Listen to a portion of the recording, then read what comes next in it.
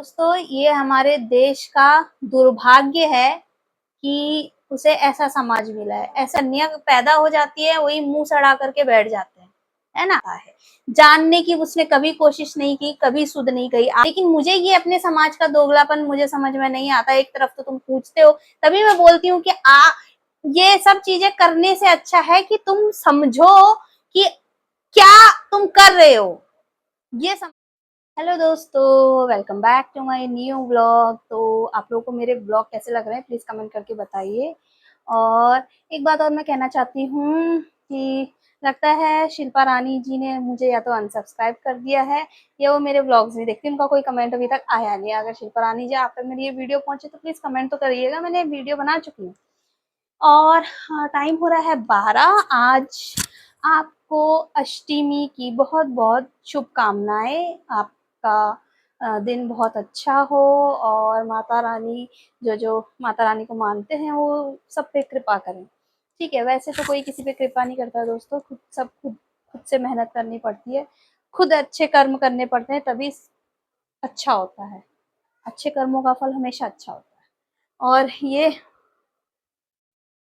ये अयांश यहाँ पे लेटा हुआ है और इसने एक घर का ये हाल कर रखा है। मैंने सुबह से घर की साफ सफाई कर रही थी और ये नंगा बैठा रहता है। अब इसको ये ना कीड़ा काटेगा ना इसको, तब पता चलेगा। ये देखो, पूरा साफ सफाई करो घर का और घर का ये सत्यानाश कर देता है। तो दोस्तों, सभी का दिन बहुत बहुत शुभ हो। अब जैसे कि फेस्टिवल सीजन आ रहा है, त्योहारों का सीजन है।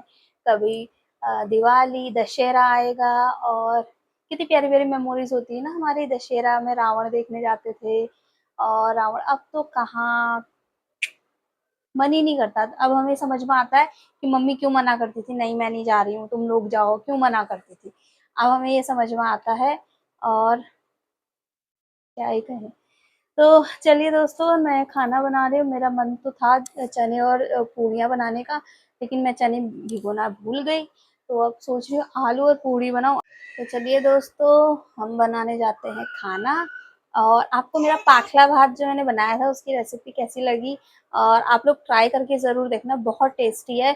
मतलब ये दुनिया में हमें हर तरीके का ना डिशेस ट्राई करनी चाहिए कि किस जगह पे कैसा खाया जाता है। दुनिया बहुत खूबसूरत है दोस्तों, और दुनिया में कैसे कैसे रिलीजन्स है, कैसे कैसे लोग रह रहे हैं, किस किस तरीके की परंपराएं हैं।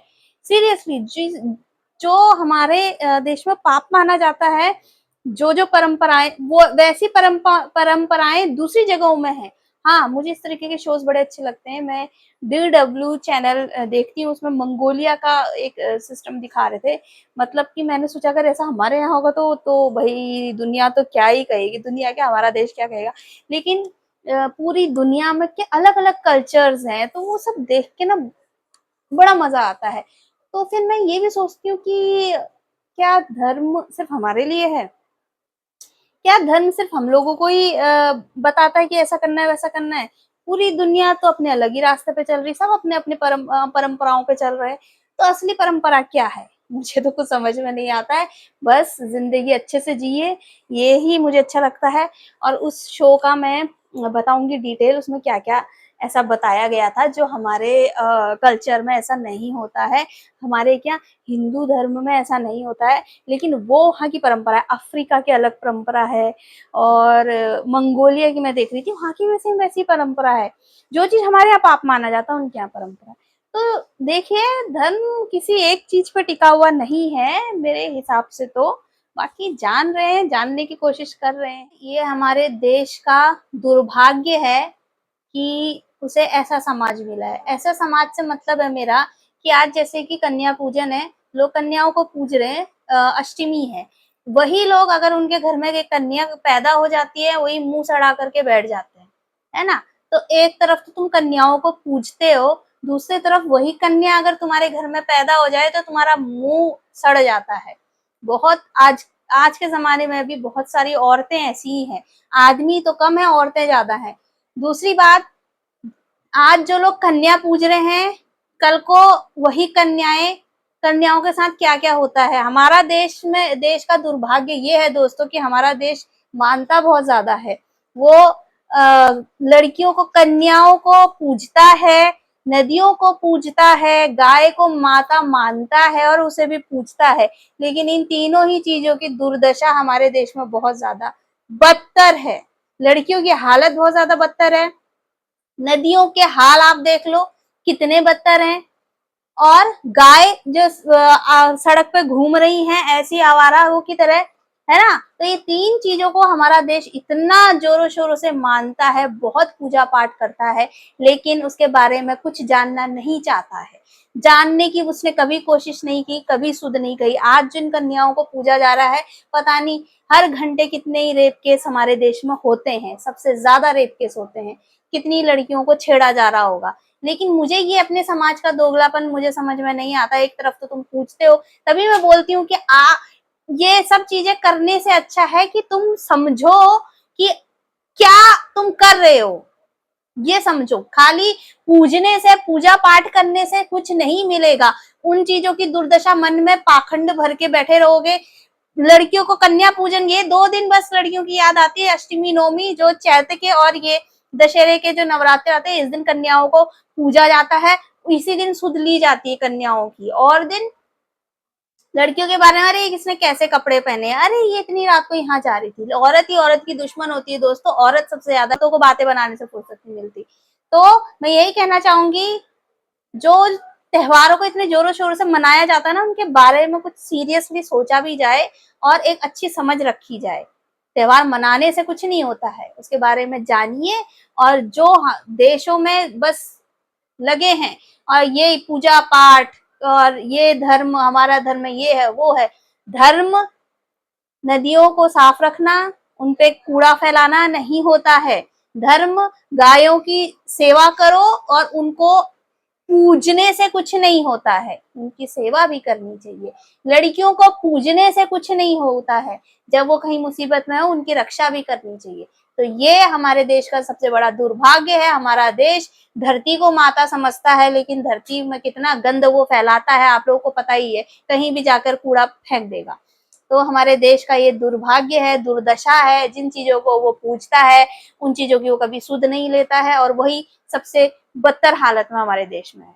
बस मैं यही कहना चाहूंगी, अगर किसी को बुरी लगी हो तो वो मेरे ख्याल से उसकी सोच वैसी ही है। बनाया है आलू की सब्जी तरी वाली और पूरी, जो जैसे भंडारा वगैरह में खाते हैं ना, लेकिन पूरी घर की अच्छी अच्छी बनती। इस पूरी को बनाने में मुझे 6 सालों की मेहनत है। मुझे पहले पूरी बनाना नहीं आता था, 6 साल में ऐसी पूरी बना पा रही हूँ। और अयांश की फेवरेट है। अयांश आज कितनी पूरी खाई, 2-3 पूरी खाई ना, 3 पूरी दोस्तों अयांश ने खाई है। अयांश की फेवरेट है पूरी और आलू की सब्जी। मैं चने बनाने वाली थी, लेकिन चने भिगोने नहीं डाले, तो मैंने कहा कोई बात नहीं, आलू की सब्जी के साथ हमें बहुत पसंद है। तो खाते हैं खाना, मिलते हैं आपसे बाद में। दोस्तों मैंने मीशो से भी मंगाया था, ऑर्डर आ गया आ गया आ गया, बोले आ गया आ गया आ गया। और ये बॉक्स भी अयांश को चाहिए।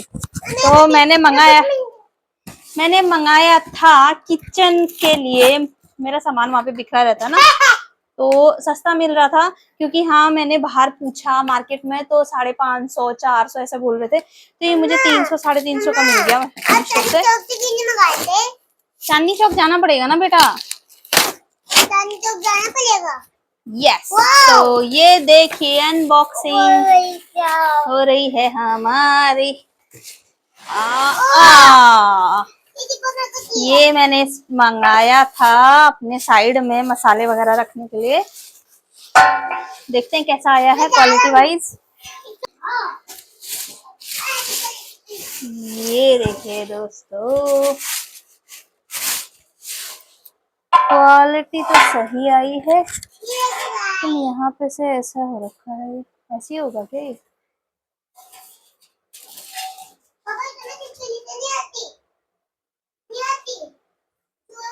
ठीक है दोस्तों,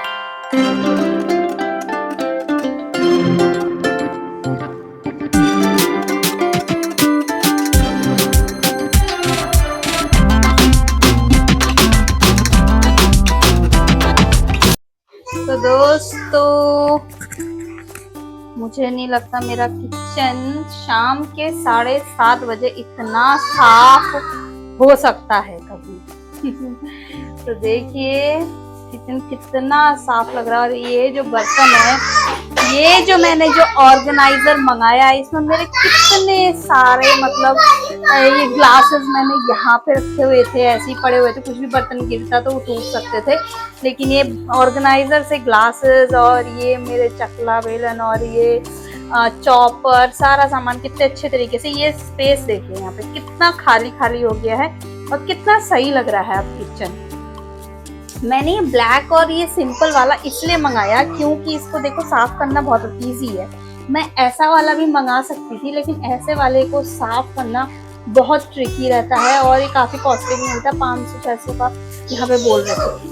ये देखिए इसमें जो होती है ना डंडी डंडी सी, तो बहुत ट्रिकी रहता है साफ करना, लेकिन ये सिंपल है, कलर इसका ब्लैक है, गंदा भी नहीं दिखेगा और सिंपल एक कपड़ा मार के हम इसको साफ कर सकते हैं। तो कितना बढ़िया, 300 रुपये में और क्या ही लेंगे। पूरा एक स्पेस देखिए कितना खाली खाली हो गया है। और दोस्तों आज 7:30 हो गया, तो बनाने वाले हैं हम रात का खाना। तो रात के खाने में हम बनाएंगे, ये रही, आज हमने पूरी और आलू की सब्जी खाई थी, तो हम बनाएंगे दाल चावल। तो ये है मलका की दाल, शायद मैं सही जा रही हूँ अब, ये मलका की दाल है और दाल और चावल हम यहाँ पे बनाएंगे। ये मैंने पूरी तली थी, ये ढकाई था, अभी मैंने बर्तन धोए हैं, ये तेल थोड़ा कम करूंगी और ये तेल का अभी डब्बा खाली हो गया। तेल का भी मैं एक बढ़िया सा डब्बा खरीदूंगी दोस्तों। तो ये तेल का डब्बा खाली हो गया, इसमें अभी हम तेल पहले इस तेल को यूज करेंगे, उसके बाद इसमें तेल फ्रेश वाला तेल क्योंकि साफ तेल है उसको भरूंगी और अंदर डब्बों में रखा है। तो देखिए कितना सुंदर लग रहा है, मतलब कोई 100, 200, 300 रुपए की चीज से आपका किचन इतना खाली खाली, और बर्तन वाला भी मैं लगाऊंगी, सेट हो जाएगा तो ये स्पेस भी पूरा खाली हो जाएगा, है ना। तो छोटी छोटी चीजों से हमारा किचन कितना ही सुंदर लगता है। और मैं तो बनाऊंगी दाल चावल, लेकिन दिन के कल रात के चावल भी बचे हैं, तो मेरा तो पातला भात खाने का मन कर रहा है, तो उसका मैं पातला भात ही बनाऊंगी दोस्तों। बहुत हेल्दी है, पेट भी साफ रहता है इससे। तो चलिए आज के ब्लॉग को यहीं पे एंड करते हैं, मिलते हैं आपसे एक नए ब्लॉग में, एक नए सफर में, और तब तक के लिए देखते रहिए मेरे ब्लॉग। और मेरी बातों से सहमत है तो कमेंट करिए, नहीं है तो फिर क्या ही कर सकते हैं। तो मिलते हैं आपसे नए ब्लॉग में, तब तक के लिए मुस्कुराते रहिए, हंसते रहिए, पूरी दुनिया देखिए, दुनिया घूमिए। Bye bye.